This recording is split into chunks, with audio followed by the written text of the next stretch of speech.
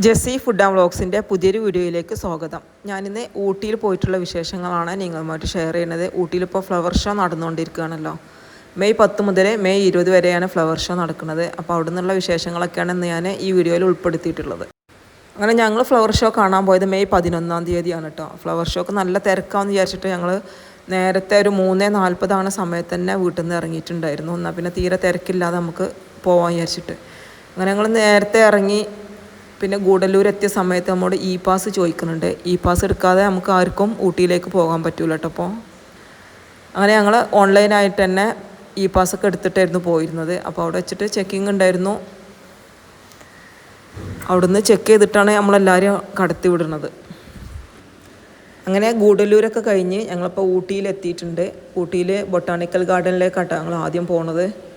അങ്ങനെ ബൊട്ടാണിക്കൽ ഗാർഡൻ്റെ ഓപ്പോസിറ്റിലായിട്ട് തന്നെ ഗവൺമെൻറ്റിൻ്റെ ഒരു പാർക്കിംഗ് ഏരിയ ഉണ്ട്. ആ ഒരു കാർ പാർക്കിങ്ങിലാണ് ഞങ്ങൾ വണ്ടി പാർക്ക് ചെയ്തിട്ട് ബൊട്ടാണിക്കൽ ഗാർഡനിലേക്ക് പോയത്. ഇവിടെ പാർക്ക് ചെയ്യാൻ നല്ല സൗകര്യം കേട്ടോ. നമുക്ക് രാവിലെ മുതൽ വൈകുന്നേരം വരെ പാർക്ക് ചെയ്താലും 50 രൂപ ഫീ വരുന്നുള്ളൂ. അങ്ങനെ നമ്മൾ വണ്ടിയൊക്കെ പാർക്ക് ചെയ്തതിന് ശേഷം പിന്നെ ബൊട്ടാണിക്കൽ ഗാർഡനിലേക്ക് എൻ്റർ ചെയ്യാനുള്ള ഗേറ്റിലെത്തിയിട്ടുണ്ട്. പിന്നെ നമുക്ക് ഇവിടുന്ന് ടിക്കറ്റ് എടുക്കുകയും ചെയ്യാം, ഓൺലൈനായിട്ട് അങ്ങനെയും ടിക്കറ്റ് എടുക്കട്ടെ. ഞങ്ങൾ ഓൺലൈനായിട്ട് എടുക്കുകയാണ് ചെയ്തിട്ടുണ്ടായിരുന്നത്. ഒരാൾക്ക് ടിക്കറ്റിന് ചാർജ് വരുന്നത് 150 രൂപയാണ് വലിയവർക്ക്, കുട്ടികൾക്കാണെങ്കിൽ 75 രൂപയാണ് വരുന്നത്. അങ്ങനെ നമ്മളതൊക്കെ ഓൺലൈനായിട്ട് എടുത്തിട്ട് പോയതുകൊണ്ട് തന്നെ വേഗം എൻ്റർ ചെയ്യാനൊക്കെ പറ്റി.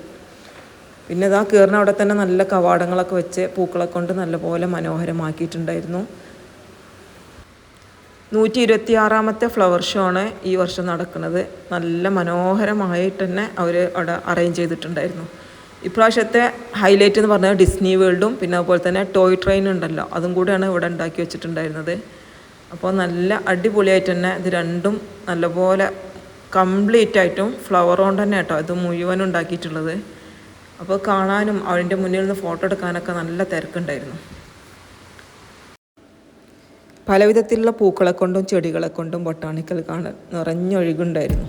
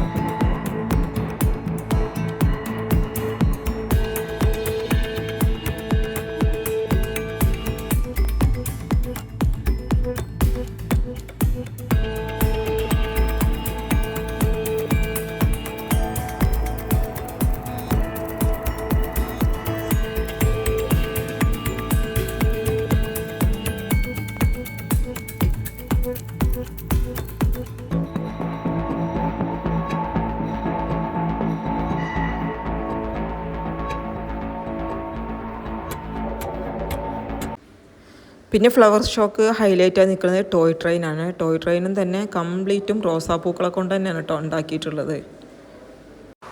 അങ്ങനെ എല്ലാവരും ഈ ടോയ് ട്രെയിനിൻ്റെ അടുത്ത് നിന്നിട്ടും തന്നെ വീഡിയോസ് എടുക്കാനും ഫോട്ടോസ് എടുക്കാനൊക്കെ തിരക്ക് തന്നെയായിരുന്നു കേട്ടോ. അങ്ങനെ ഞങ്ങളും അവിടുന്ന് വീഡിയോസും ഫോട്ടോസൊക്കെ എടുത്തു. എന്നിട്ടാണ് പിന്നെ അവിടുന്ന് പോകുന്നത്. പിന്നെ ബൊട്ടാണിക്കൽ ഗാർഡൻ്റെ ഉള്ളിൽ തന്നെ കുറേ സ്റ്റാളുകൾ ഇട്ടിട്ട് അവിടെ സാധനങ്ങളൊക്കെ സെയിൽസിനും ഉണ്ടായിരുന്നു. തേൻ നെല്ലിക്ക, പിന്നെ അതുപോലെ തന്നെ ചായപ്പൊടി, കരകൗശല വസ്തുക്കളും പല വിധത്തിലുള്ള സാധനങ്ങളും അവിടെ സെയിൽസിനായിട്ടുണ്ട്. പല വിധത്തിലുള്ള ചെടികളും പൂക്കളും എല്ലാം നമുക്ക് ആവശ്യമുണ്ടെങ്കിൽ അവിടുന്ന് വാങ്ങിക്കാൻ പറ്റും. പിന്നെ അവിടെ ചായപ്പൊടി സെയിൽ ചെയ്യുന്ന ഒരു കൗണ്ടർ ഉണ്ടായിരുന്നു. അവിടുന്ന് നമുക്ക് സാമ്പിളിന് ചായ തരും. എന്നിട്ട് വേണമെങ്കിൽ നമുക്ക് ചായപ്പൊടി വാങ്ങിച്ചാൽ മതി.